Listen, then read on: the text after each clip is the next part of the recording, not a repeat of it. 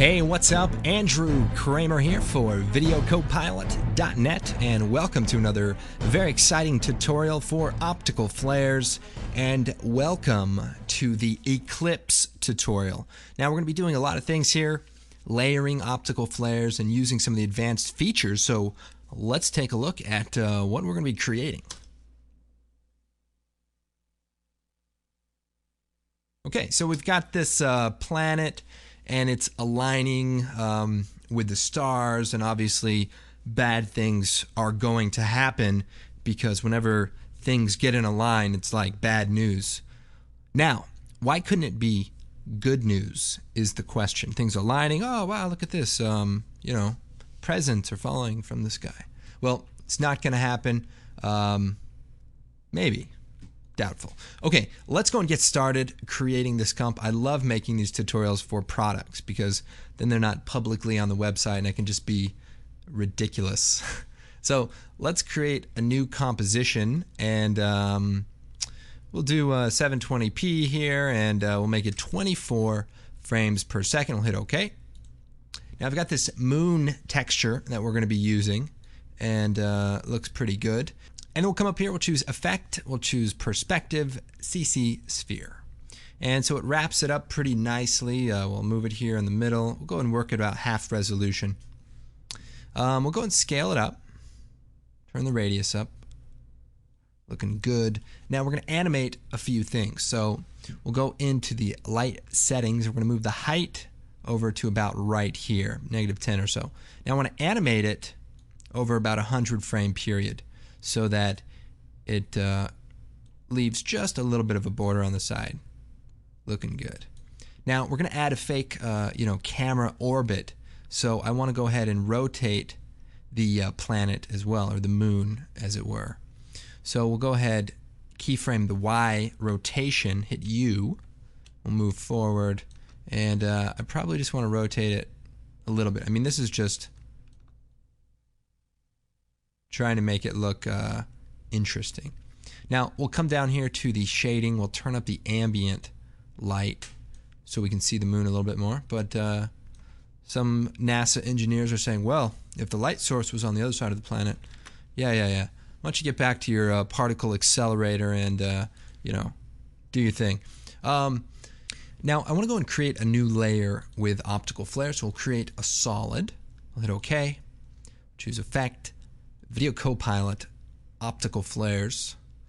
Now we're going to go into the options, and we need to create a quick lens flare. Now I've got my pop-up open, nice and big. We can close that. And by the way, kind of a cool tip is if your windows kind of get hidden or blocked or something weird happens to them, if you just go into the preferences here, say reset the windows, hit OK, and then they'll be back in action. So just a quick tip if something should go wrong.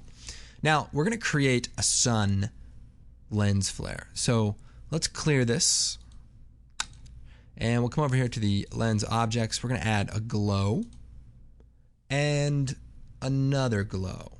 So we're going to make a relatively simple looking sun for right now. So we'll come down here,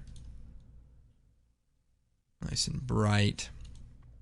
Now, I have two glows here because I want one of them to act as the sun, or the core of this sun. So we have a thing in here with the gamma control. So if we solo the layer, we can scale it up and then turn the gamma down, which creates a nice sharp looking glow element. And this is going to be really useful for creating this sun. So we'll unsolo it so that we have both the layers. And just having the two layers together really works out. So we'll hit OK, and this is our first flare. Now we'll put this at the bottom here. Now I want to go ahead and move the size of the flare to be similar to this planet, or this moon. Now let's go and make that a little bit sharper. So we'll go back into the options here. I'll select this hard glow. Let's go down to 0.05, and we'll solo that. And we might, let's see, turn the brightness down and bring the scale up, or the other way around. Let's turn the brightness up, bring the scale down, and that will actually make it a little bit sharper. Okay, looking good. Nice, bright sun. So we'll hit OK. And this is about the right size, so I think we'll go ahead and go with it this way. Okay, for our fake sun, we'll go ahead and hit return, and we'll call this sun. I want to go ahead and animate the position. So we'll move forward here, and I want to move it behind our planet here. Just align it there horizontally or so. So we've kind of created the basics of this eclipse effect. But we're going to be making multiple layers of the lens flare elements. So let's go ahead and create another lens flare layer. So we'll create a new solid, and we'll choose OK. Effect, optical flares, options. Again, we'll clear it. Start from scratch here. It's so easy to create lens flares, we might as well start from scratch. So I want to create a star.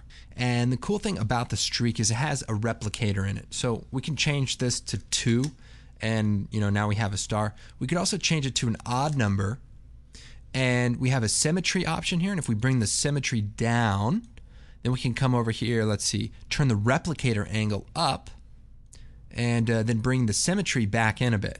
So you can create some interesting things. You can maybe fan the edges, scale this object down a little bit. So it's kind of a fun thing. We're going to go with something more like 4, just for the sake of this, and we'll go with more of a golden color. Now I want to add some detail, so we'll add a glint and a shimmer. Now the glint, I want to scale it down, and the shimmer, we want to add some animation. So we'll come down to the animation control, turn the speed up to about 100, and maybe a little less than that, but you can see it animates when you hold the mouse down in the preview.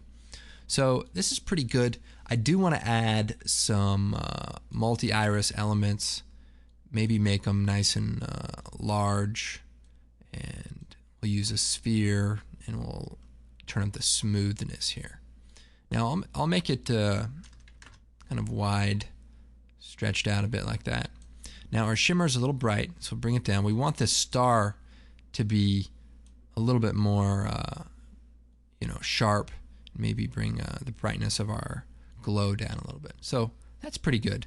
Let's spread out our multi-iris a little bit more, and then change the distance, which will push it further away so that we see those elements. And I also like to sometimes duplicate the multi-iris, lower the number of objects, change the random seed, and that just makes it look different. And then we'll bring the spread closer together, push the distance further away, but then scale it up, and then lower the opacity. So we've created like 2 layers of elements. And then if you're interested, you could always make another one that's nice little small bits like that. So pretty cool, pretty straightforward. Okay, so we'll hit OK. And we can change the render mode to on transparent, but it's better if we just use screen, and it'll blend a little bit more naturally. So we're going to be doing this in a couple of different parts, but I probably want to add a little bit of contrast to this top layer. So just punch that up a bit.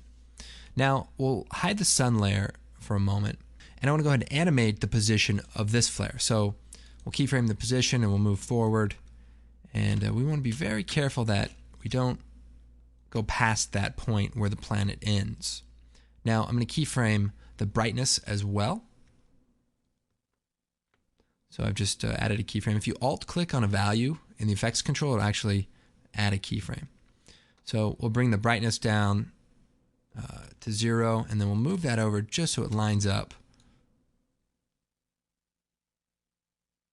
And we can turn our background layer on.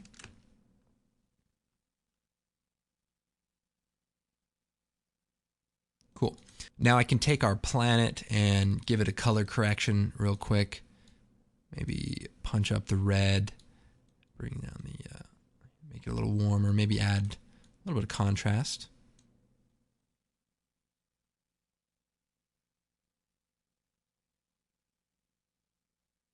Now I want to go ahead and duplicate the layer that we just made, the top flare.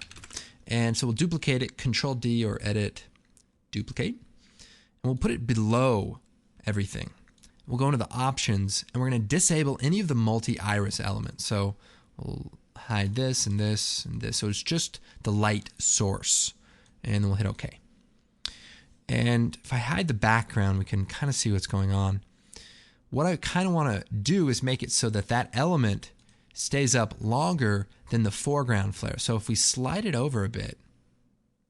Now what I want to do is make this background flare a little bit bigger and a little bit brighter. So we'll go into the options, and I'll turn the glow scale up and maybe the brightness as well. And hit OK. So it's a lot bigger, it's a lot brighter. And so then our top flare will just be a small little glimmer over this planet, and then it'll spark out. Maybe we'll offset it a little bit less.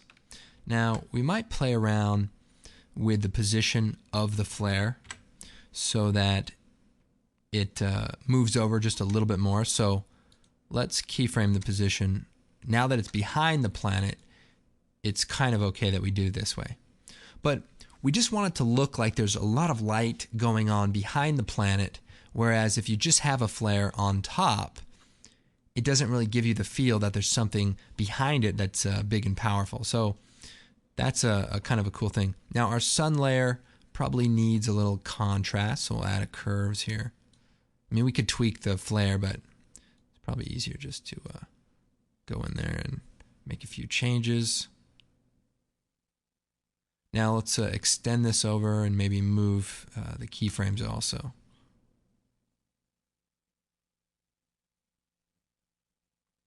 Now one thing I did earlier is in the top flare, I want to add a little glint as it goes out. So just before it goes out here with the brightness, we'll go ahead, set a keyframe right here so that it's going out, and then all of a sudden it just, sparks up a quick little flash and then really does go out.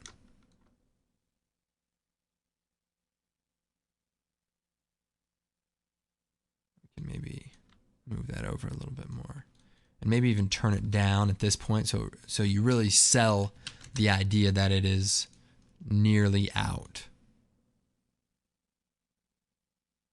And it looks like our moon animation stops a little early, so we'll slide those over.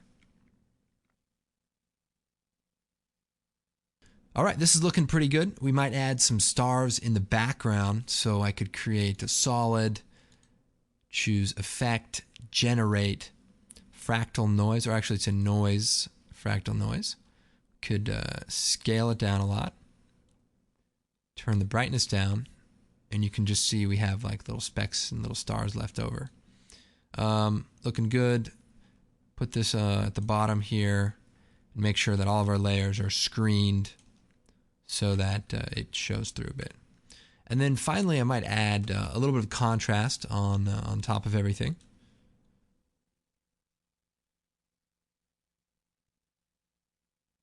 And we could possibly even add a glow on top of it as well, but I think it looks pretty nice. Now if you want to have a sharper eclipse, you could tweak the sun, or you could create another copy of the planet and just give it, let's see, let's make it white. And just go ahead and make it white. We probably want to bring the radius down just a little bit so it's just a little bit smaller than the planet. And we could add just a slight glow. So let's take a look. And then we want to move it over so that it animates with the sun in the background. But first, let's bring the radius down so the glow doesn't bleed out. So we'll just keyframe the layer, I guess. We'll hit position keyframe. Let's line it up with the rest of our animation. Holding down shift will snap to keyframes and markers and stuff. And so then I'll just slide it over. And you can, see what's happening is it's looking a little bit more like it belongs. Okay, looking good. So you can tweak the look and play around with some more intricate flares, but hopefully this gives you a little bit of an insight. Now, I do actually want to show you one other quick thing, I guess, while we're here. We've got a little bit of spare time. let's take the layer here, paste it, and we'll just create a new solid. So that's fine. We'll add optical flares, and we'll set this to screen. Now, I want to go ahead and show you the foreground occlusion in sort of a basic way. Now, the thing about using a layer that's not the same size of the comp is that After Effects doesn't quite know where the pixels are. So you want to go ahead and pre-compose the layer and move all the attributes. There you go. So we'll take our optical flares layer, we'll go to the foreground slot and set the source to this moon. And now if we move the layer, it will kind of fade out as it goes behind it. Now, the light radius, if we set that to say 1, it will, be a smaller amount of fade out as it reaches the edge. So a larger number might indicate, a larger light source, but you can play around with those kind of things as you do it. Now, here's another idea: is if you create a light, use the light as the position. So we set it to track lights. Now we can move this around. And then if our layer is 3D, so we'll turn on the 3D layer switch there. And you sometimes want to just shut off to the accept lights there. Now, if we go to the top view here, you can see our light is right here and our layer is right there. So if we move it just behind it and go back to the active camera, we will automatically get the obscuration that we're looking for, and it won't matter if the layer is moved or scaled or changed. It'll work properly. So if your foreground layer is set up to use a layer, if that layer is 3D, optical flares will sort of automatically, calculate the vector between the light and the camera, and if it's obscured, it'll do it. So even using a 3D light is a good way to do 2D compositing, like the scene that we just created. So that is that. I am Andrew Kramer, and we'll see you next time.